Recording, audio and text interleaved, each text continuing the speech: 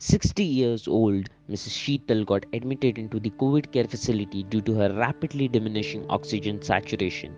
Soon, her condition deteriorated to the point she needed to be on a life support ventilator and ultimately was taken to the intensive care unit of the hospital. Intravenous drugs into her veins, staples and sutures biting into her flesh with every labored breath she took. It doesn't end here.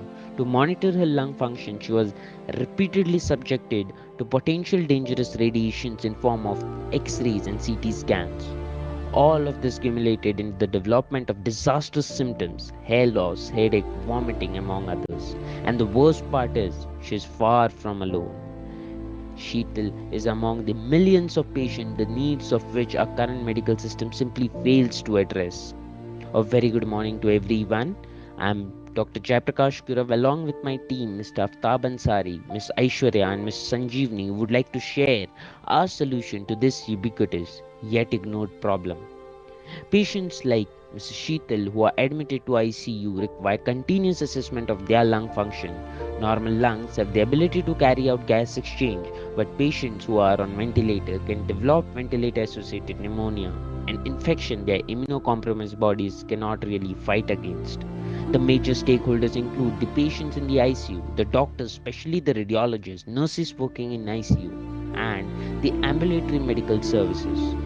We propose Drishti, the third eye, a bedside screening device to visualize the internal viscera and calculate the lung parameters. Our present and emerging solutions is all prior art which includes spirometry and CT. The potential concept can be photoacoustic tomography and laser tomography, electrical impedance tomography.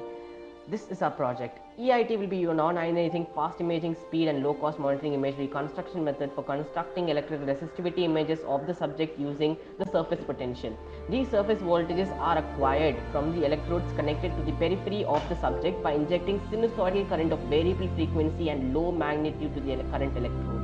The frequency of the AC current is kept very high to reduce any kind of electrolysis effect in the body, to give more useful information about biological tissues, as the electrical voltage appearing across any biological tissues is frequency independent.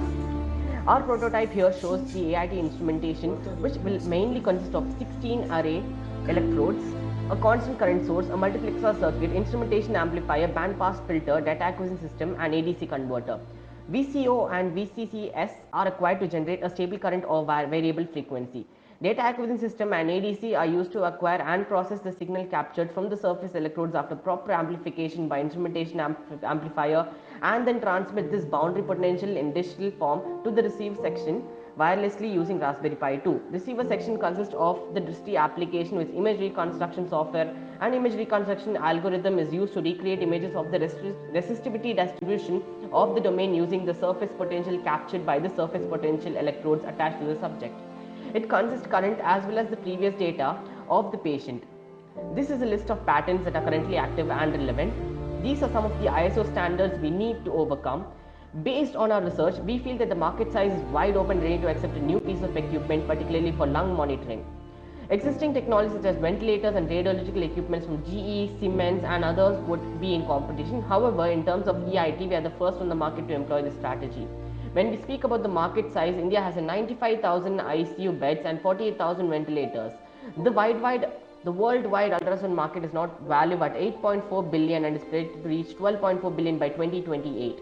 The user and functionality criteria include radiation exposure of 0 rads, an improved image reconstruction of 32 x 32 pixels, an accuracy of 98% and a portable weight that is movable. The tentative development cost is around 4,768 rupees.